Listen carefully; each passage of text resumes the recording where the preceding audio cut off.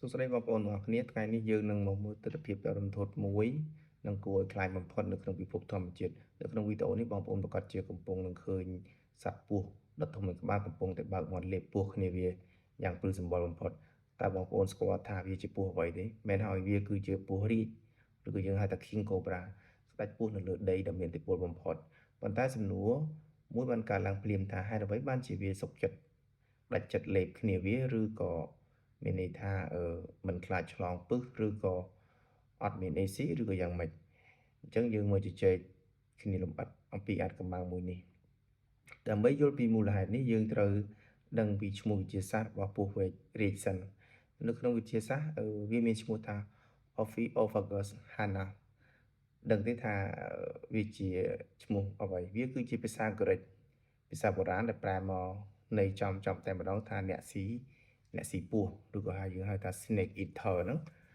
ដូច្នេះមានន័យថាធម្មជាតិតាំងពីកំណើតរបស់វាហ្នឹងគឺត្រូវបានបង្កើតឡើងដើម្បីស៊ីសាច់ពស់ដទៃជាអាហារចម្បងតែម្ដងរបបអាហាររបស់ពស់វែករាជនេះ 90% គឺជារុក្ខជាតិរស់ឬក៏សត្វពស់ដទៃទៀតមិនថាតែពស់គ្មានពឹសដូចជាពស់ត្រកួតឬក៏ពស់សាំងសឿឬក៏ពស់មានពឹសសាហាវដូចជាពស់វែកក្របីពស់ក្រាយនិងសូម្បីតែពស់វែករាជដូចគ្នាតែមានទំហំតូចជាងវានោះក៏វាមិនលើកលែងឲ្យដែរឲ្យតែវាឃ្លានអញ្ចឹងណា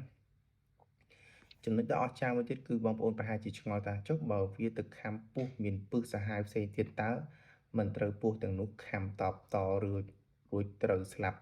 ដោយសារពឹសនោះទេឬចម្លើយគឺអត់ទេពស់វែករាជមានការវិវត្តខ្លួនដ៏ពិសេសបំផុតគឺរាងកាយរបស់វាមានប្រព័ន្ធស៊ាំប្រឆាំងនឹងពឹសពស់ឬយើងហៅថា immune system ដ៏ខ្លាំងក្លានៅពេលដែលវាវាយប្រហារសត្វពស់ដទៃនោះវាប្រើកម្លាំងបុកនិងខាំបញ្ចូលពឹសសរសៃប្រសាទដ៏ខ្លាំងរបស់វាដើម្បីឲ្យជនរងគ្រោះទន់ដៃទន់ជើងនិងស្លាប់ក្នុងរយៈពេលដ៏ខ្លីបំផុតបន្ទាប់មកវានឹងធ្វើការលេបពស់នោះយឺតដោយយកផ្នែកក្បាលចូលទៅមុនដើម្បីកុំឲ្យសកាពស់ទើសផ្លូវអាហាររបស់វាចុះរឿងស៊ីពស់វែករាជដូចគ្នាវិញនៅក្នុងពិភពសត្វគេហៅទង្វើនេះថាជា cannibalism ឬក៏ការស៊ីសាច់ជាតិសាសន៍ឯងពស់វែករាជជាសត្វឯកោ solitary វាចូលចិត្តរស់នៅនឹងរកស៊ីម្នាក់ឯងហើយវាមានទឹកដីគ្រប់គ្រងច្បាស់លាស់ណាស់នៅក្នុងករណីដែលអាហារនៅតំបន់នោះខ្សត់ខ្សោយឬក៏ពស់វែករាជផ្សេងទៀតចូលមកឈ្លានពានទឹកដីរបស់វានឹងចាត់ទុកពស់នោះជាគូប្រជែងផងនិងជាអាហារដ៏មានឱជារសផងកុំថាឡើយតែពេលអត់ចំណីសំបីតែក្នុងរដូវគូស្រករបើពស់វែកញីរាជមិនព្រមបង្កាត់ពូជជាមួយពស់វែករាជឈ្មោលទេ